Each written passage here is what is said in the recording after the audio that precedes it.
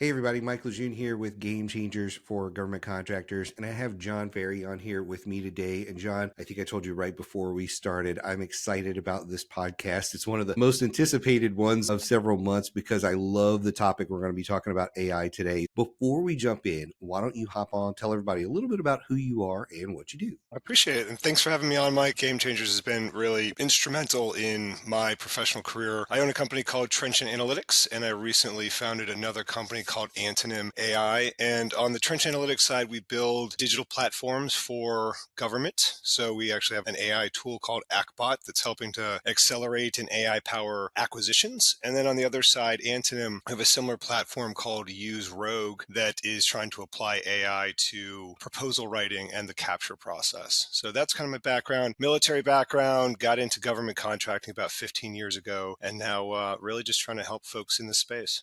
That's awesome. And when you sent this over, I was like, yeah, we got to talk about this because, there's so many people that have the love-hate relationship with AI. And for me, I kind of look at AI as the first major innovation of kind of like my lifetime. I think people look at like the iPhone and they're like, oh, well, that's the major innovation. I'm like, well, we had phones and we had computers. Right. It was a huge leap in technology, don't get me wrong, but we were still familiar with it. It's not like going from horse and buggy to a car. It's not the same. It's totally different. And AI is like one of the really big leaps. And I think for me on the hate side of it, what I see is people going, well, this is going to take away jobs. It's going to do all these scary things. I'm like, yeah, they thought that about the car. Then they And thought the that about computer. the computer Exactly. and the assembly line. And they thought that about literally everything. Now, this one has some scary implications. I've seen some scams and some scary stuff going on with like the voice cloning and all that stuff. So there's some scary things. But I think if you were even remotely educated on stuff like that, you realize there's scams every day of every sort. I mean, people are getting scammed via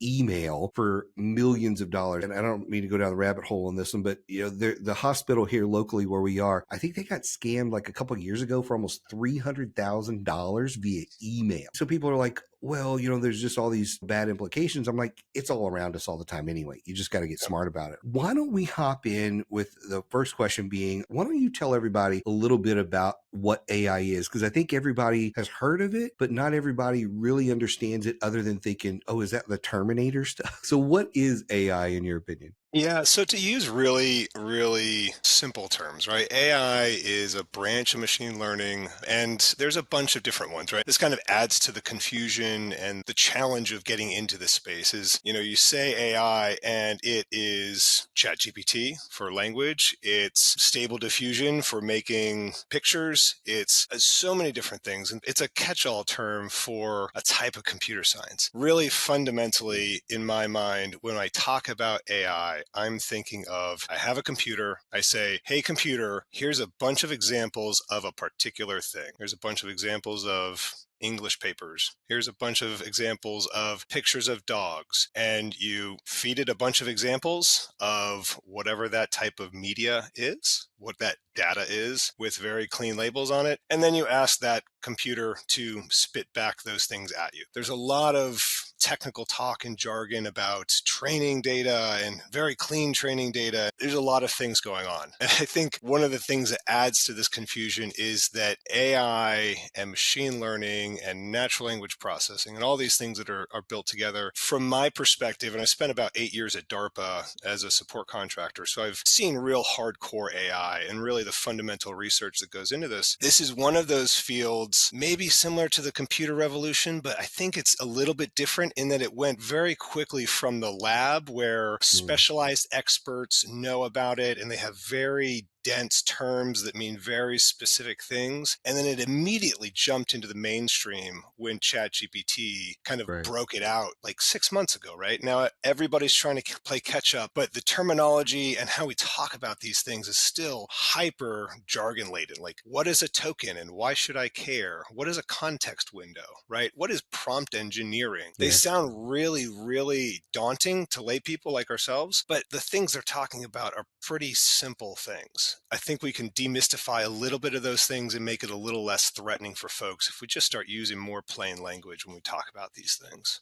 I think that's a really helpful approach to it. It really did just explode all of a sudden overnight where people had never, they kind of knew it was on the horizon. And then all of a sudden there was a tool in their hands. Now there's hundreds, if not thousands of these tools in their hands. Every day I'm like, oh, here's a new AI tool that'll do this or that. Ones that I've never heard of all of a sudden, which kind of brings me to the next question here of what are your favorite AI tools? Did you know we have our own government contracting community? It's called Federal Access. And inside Federal Access, you have all the tools, tips, strategies, documents, templates, everything you're ever going to need to be a government contractor. But you also get brought into our ecosystem. You get into our private LinkedIn group and you get into our live events and all that kind of thing when you become a member of Federal Access. To learn more, go to federal-access.com/game changers. Now let's get back into this episode. So aside from the shameless plug for my own tools, which I like, and I'll talk a little bit about why. ChatGPT is great, right? It's very approachable. I personally actually use the OpenAI models. So you can Mm-hmm. sign up for ChatGPT. It's a very user-friendly interface. You can also sign up to actually use OpenAI, and you can use the tools that are built into the AI platform there. And they're a little bit better. You can tune them a little bit more than you can ChatGPT. ChatGPT is kind of set the way that you Mm-hmm. interact with it. It's kind of like computers, right? You can use a computer and it can be plain vanilla and it works really well for a consumer, or you can get into Linux and really tune the way it Yeah. works. ChatGPT is great. I love it. I actually write a lot of blog posts using a tool called Moonbeam. I think it's gomoonbeam.com. So if you're going to write like blog posts, LinkedIn posts, journal articles, it's really built towards writing those types of things. And it's really tuned and the Mm-hmm. workflows are really smooth for that. I really like Midjourney for generating art. I've used Stable Diffusion, I've used Dolly 2 for the type of things that I generate for like my headline pictures on my blog posts. I like Midjourney and it's really convenient to access it through Discord. Those are probably my top ones. Like you said, there's a bunch coming out all the Yeah. time. Yeah, I just saw one the other day. I think it's a Microsoft one. They're like, this is going to replace Canva. You just type a sentence and tell it you want a photo of yourself and you want yourself going down a roller coaster or something like that. And you want the roller coaster to be red and it does the photo and it does the captions and it does all those kind of things, right? And you're like, that's just crazy. And then the other day, I'm sitting here on Skype and I'm messaging with somebody and all of a sudden I get a new message from Bing. I don't know if you've gotten this one. And Bing is like, hey, we're a brand new AI tool integrated in with Skype. Ask me a question. It's coming at us from all angles, whether you like it or not. I'm just a regular Skype user, and all of a Right. sudden now I've got it.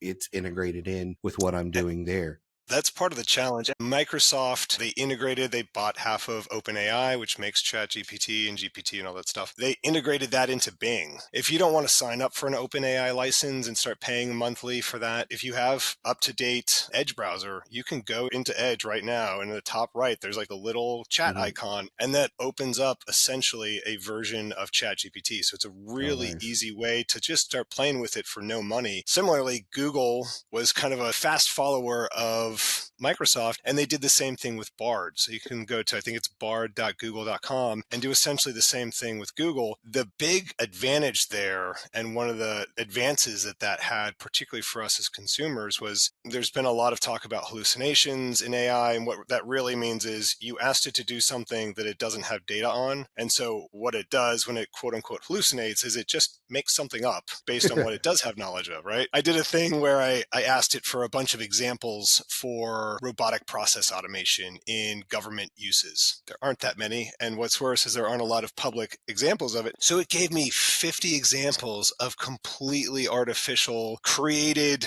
really official sounding examples of natural language processing Yeah. in government. But with those two new tools, with Bard and with Bing, they've plugged that generative model into the search engine. So if it doesn't have data on something in Mm, its generation model, it actually does an automated search for you and mm, starts to lace those things together. So it's nice. super useful for us as consumers, but for highly technical folks, it's kind of gimmicky. I must give a plug to everybody who paid for ChatGPT because when they went from the free to the paid model, there was a 2 week period there where if you were on the free version, you couldn't get in. And Right. after about 2 weeks, I get in faster now on the free version than I ever. So thank you to everybody who's paying for it, because I think they blocked it for 2 weeks and then they dropped the wall, and now I get in every time on the first try. I don't know if you need your subscription anymore, but that's kind of funny. Let's talk a little bit more about how it's being used in GovCon. What are some good applications for it in GovCon? Like, what can it do for us? And then maybe the flip side of that coin, what can't it do for us today? That's a great question. And I've had this conversation with a lot of folks because I fortunately have kind of a front row seat on the ACBOT side of things. I'm talking to government contracting officers and program managers every day about what can this new generative AI do to make government acquisition faster. And it's an awesome topic, right? Because if you look at what AI can do, AI is really good at doing things that are standardized. And what's more standardized than government contracts? Right. OTAs get a little bit further outside the boat, but man, a letter contract is structured and it's standardized, and there's only a couple of pieces in there that are really free text. The parts where AI is really good is creating content. And particularly if you have a piece of a couple sentences that you can give to the AI and say, hey, I'm writing a statement of work. A statement of work looks like this. I'm writing a statement of work for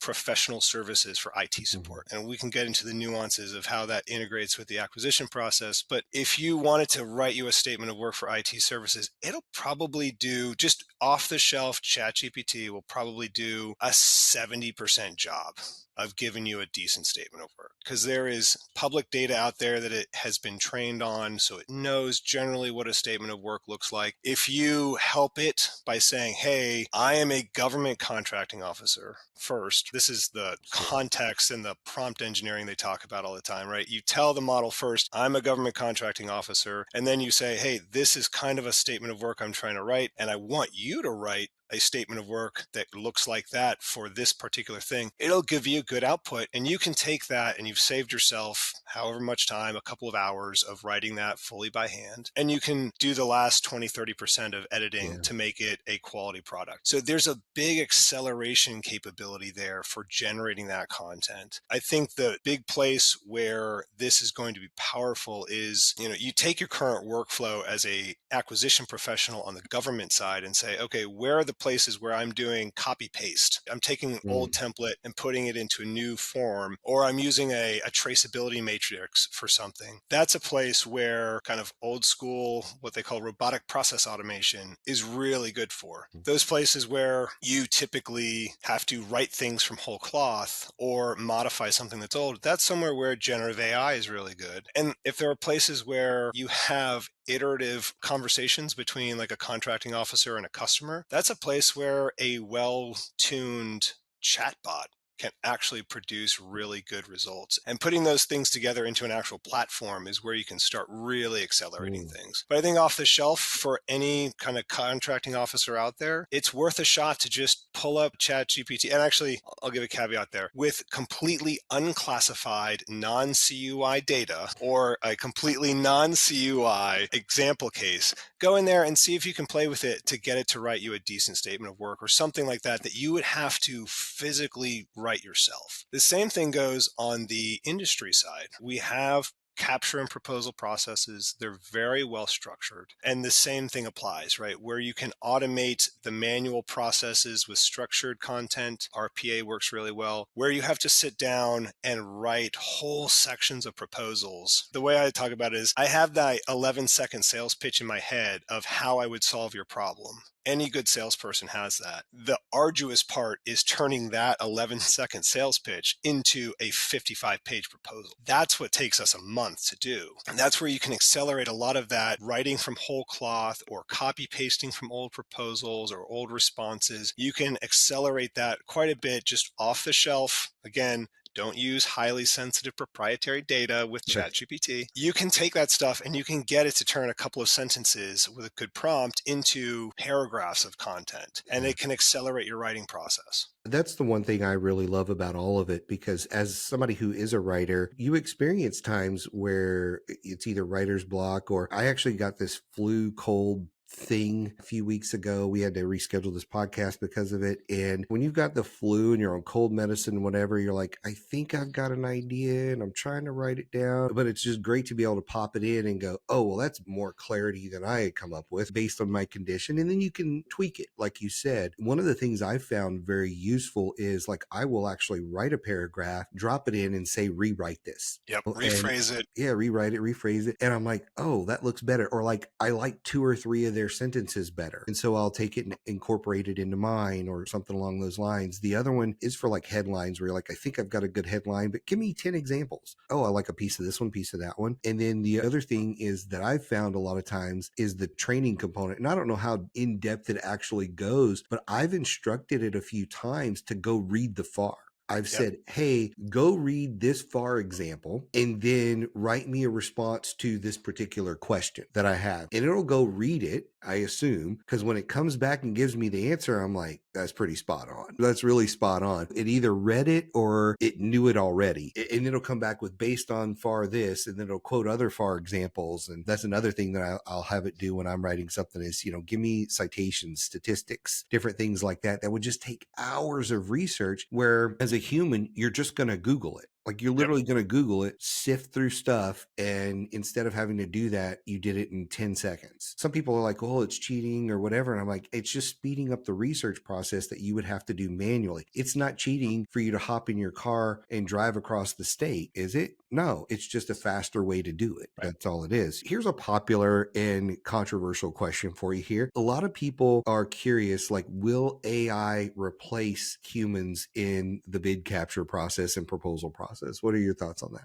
I don't think so. And I will caveat all of these things. Not anytime soon. That Okay. is the big answer. I think the best analog to this is we went from typewriters to computers. There was the same sort of aversion, right? The same sort of technophobia. And for good reason, right? There were a lot of folks that made their living and very good livings being typists, working on Yeah. typewriters, producing stuff on paper. And that all had to move into computers. But we didn't have fewer people writing things on typewriters. We had more people, Right. in fact, writing things on computers. I think the same thing is going to happen here. Are there going to be some fields that feel it a little bit more than others? Possibly. My prognosis in the near term is there is definitely going to be a visible difference between those proposal shops that adopt AI quickly and collapse that learning curve, right? The same learning Mhm. curve that you had to collapse when you went from typewriters to computers, went from computers to cloud services. We're in another one of those learning curve epochs. And so the proposal shops that say, hey, this is really important, this can really make us go faster. Those shops that can lower their P-win threshold when they're doing their go-no-go decisions. If it costs you half as much, or if you can write ever 10 times as many proposals, you can be that much more competitive. It doesn't mean that your decision process or your processes can change necessarily. But if you're choosing between, I can propose to 2 things this year or 4 things this year based on the amount of money I have set aside for bid and proposal, I can submit twice as many proposals. There's going to be twice as much competition. And so those companies that don't adopt that, that are still doing things the slow way, like the folks who didn't adopt computers and stuck to typewriters, those are the folks who are going to lose. And I don't mean to Mm. be I think fearmonger you're right. about this. I mean, a lot of this stuff is just sitting on the shelf. It's available. The cost is there's a learning curve to it. You have to figure Mm. out how to use it well and use it within the context of your individual and also like your team and your company context. Like, how can we build this into our workflows? And I think the same could be said with literally any process or anything you do in your office. There are smarter, faster ways to do it. And there are companies that are just set in their ways. I mean, there's this company I used to work for years ago. I don't know if you know anything about accounting, but there's this system called the AS400, I think is what it was called. And this thing, the last software update was in like 1984. And the client that I was working for was using this in 2012.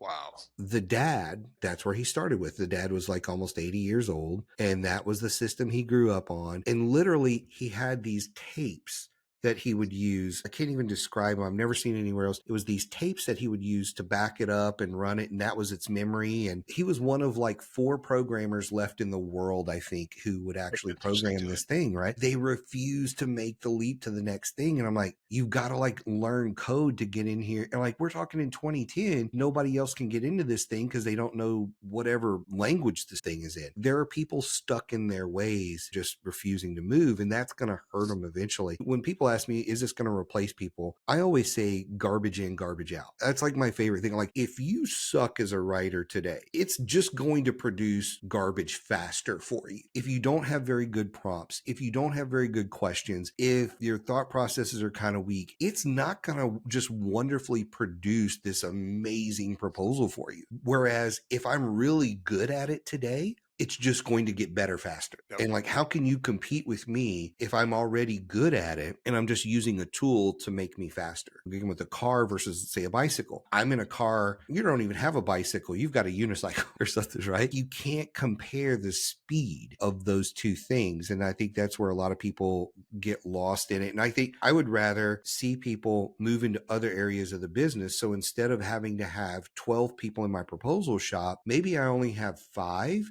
And those extra folks, I'm now using them for BD, or I'm using them as project managers, or I'm using them as other areas to grow the marketing brand, whatever it is to grow the business, because now I don't have to have a proposal shop that has 25 people or whatever it is as I'm growing and trying to excel. I see the big difference for me is not the little guy. It's probably that mid-tier guy that's trying to get into the large, or the guy who's on the threshold of the small business bubble and they're trying to get into the mid-tier. I see that being the most affected because those are the ones that are trying to scale, trying to compete. They're not trying to do 2 proposals a year. They're trying to do 2 a week, that sort of thing. And they don't know how to get to that scale. And so I see it really affecting that level a lot. I don't know if you have any thoughts about all that soapbox. I think you're absolutely right, because we've talked to on the userogue.com side, we really built that platform specifically for what you're talking about. There is a learning curve. If you're going to sit down and try to use ChatGPT to write a full proposal, you've done this before. There's a lot of prompting you have to give into it, right? You have to give it the quote unquote context, right? You have to say, this is your persona, here's what you're writing about, etc. And that's where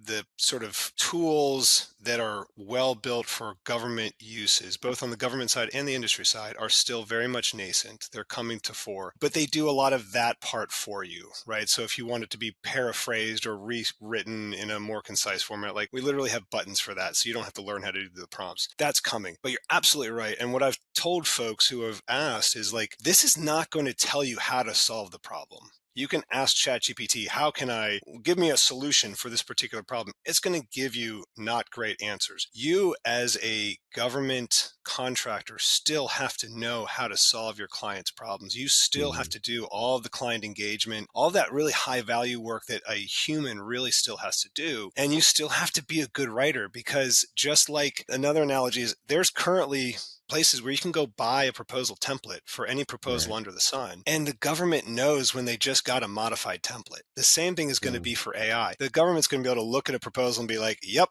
GPT wrote this whole thing, it's DQ'd. So you still have to be a good writer to really get the power out of these tools. And on the size and scale point, the really bigs, right, the Lockmars, the Boozes, they have entire armies of writers, and they'll probably pick these tools up and they'll put it in the toolbox next to the other 8 or 10 tools they have because they buy all of them. And the really little folks, they're probably not going to pick it up as fast because some folks really don't want to scale. It really is those middle-sized folks, the folks who are trying to go from like 25 or 50 people to 200 and 250 people, or those folks who are right on the bubble and they're about to break their small business cap and they're about to start competing in the full and open market. I think that's the part, those folks, because they still have to watch the bottom line, they don't have a cushion, and they have a big threshold they're trying to get over. Those larger smalls, those are the folks who really need to start capitalizing on these platforms. I 100% agree with it. You kind of alluded to a few things here in that last statement around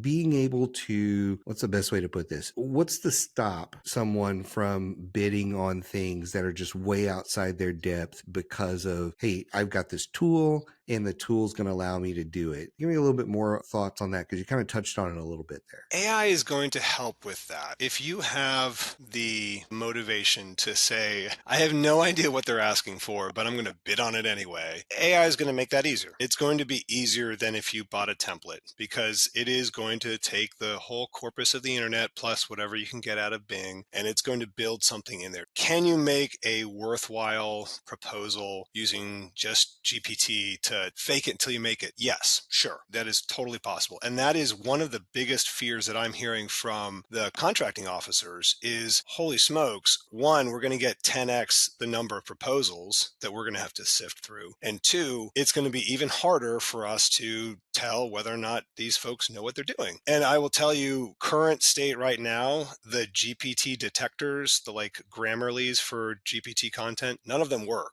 So there's not an Nailed it. easy solution Yeah. to this problem. The thing that I've been telling KOs and program managers is like, look, things are shifting. These are changing. You've had a good 20 years living off of paper proposals. We might need to go back to orals as a component in your proposal process. It's not a new idea. We need to get back there because having somebody in front of you, having to tap dance and tell you how they're going to solve your problem is a really easy way to cut through the AI magic. The other thing is, let's look at how AI can help with this. If Yeah. AI can generate a decent proposal, the other thing AI can do is take a look at all of your proposals. And while it can't say this is GPT'd and this one is not, what it can do is it can take the, what they say, semantics, right? The Right. sense of what you're asking for out of your solicitation. And it can take the sense of what each proposer is proposing. And it can do a decent job of that initial wheat versus chaff judgment that you as a contracting officer or PM currently has to do anyway. Yeah. Every source selection committee already opens up every one of those gigantic PDFs, does a scan through to figure out whether or not they're one, compliant, and two, seem to know what they're doing. And then they automatically sort them into buckets of, I'm going to come back and read these in detail, and these are probably garbage. AI can do a lot of that sorting with, a confidence interval. And so this is another place where AI is not going to be a panacea, but it can be an enabler for a lot of these things. And we Yeah. should look for those opportunities where we can apply them in pragmatic ways. Yeah. Personally, I'm like, I don't care if you wrote it with an AI tool. I don't care if you wrote it on a typewriter. I just want to know that you can do what you're saying you're going to do.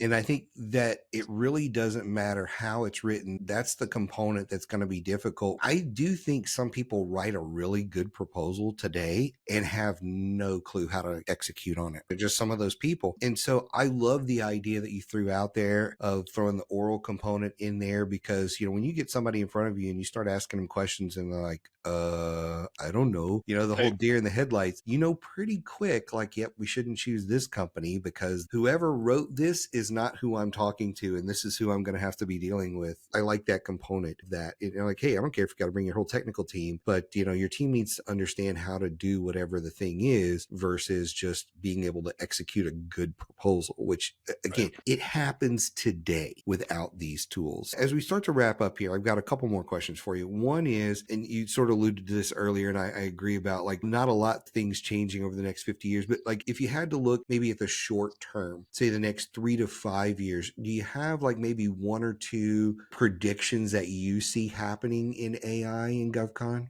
In the near term, the AI arms race on the big tech side is going to continue till somebody bows out. I will warn everybody that this is going to continue and it might actually accelerate, right? Between like Google, Facebook, and Microsoft slash OpenAI, they're going to keep one-upping each other on these models. What you're going to start seeing is these models and the tie-ins, it's coming to Microsoft Office 365 first, is it's going to start getting dropped into all these tools you currently use. There's some foundational skills and knowledge that I'd say is important to have because as these things get dropped in, if you don't know how to use ChatGPT, you're not going to know how to use ChatGPT when it's integrated in Microsoft Word. That would be the first thing. Is it's valuable to take a couple of hours of your time, look up some of the sort of foundational skills and techniques like Google, what is prompt engineering. What is a context window? How do I write a good prompt? You may not actually have to use that or do it, but it will help you understand the way the system works, and it will help you use it better. And also understand what it's really good at and what it's really not good at. Is it really good at giving you authoritative encyclopedic information? It's getting better at it, but right now you still have to verify before you can trust a lot of the generation. So effects to GovCon, if you're a contracting officer, you have already read a proposal that has been written, at least in part, by ChatGPT. This thing is coming. It's not going to stop. What I would advise the government side folks is start looking at your workflows. Government contracting is already stressed and challenged. We have a third of the KOs that we had before. The time to start implementing these tools for the benefit of the government really is now, because industry is going to inherently move faster than the government. And so the time for us to do this is not when we're inundated with a deluge of 10x proposals. It's now, before that happens, so we can keep up for it. On the industry side, if you're trying to write more proposals, if you're trying to write proposals more efficiently, now is the time to start picking this stuff up and see, again, look at your workflows, look at your processes. What are the things that are overly manual?